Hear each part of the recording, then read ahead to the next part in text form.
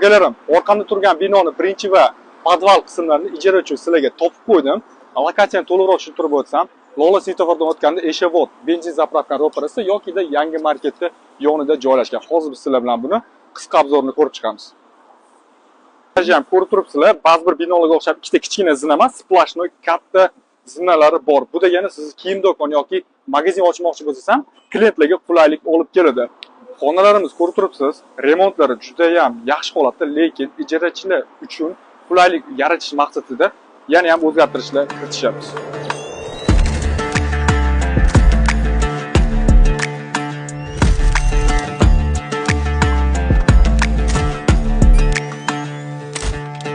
Ko'rib turgan joylar binoyimizning podval qismi hisoblanadi. Ko'rib turganingizdek, remont ishlari podval qismida ham olib borilyapti.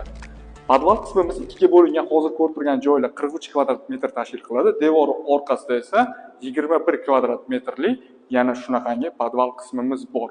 Birinchi etajga ko'tariladigan zinamiz tagida esa 11 kvadrat metrlik xona bor. Bu yerda sklad yoki ishlab chiqarish qilmoqchi bo'lsangiz, 11 kvadrat metrlik xonani bemalol ofis qilsangiz bo'ladi.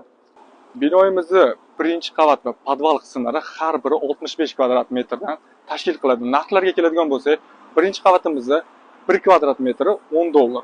Podval qismimiz esa $5 qilib beraman dedilar. Egalar nomerlarini shu yerda qoldiramiz, bemalol aloqaga chiqinglar.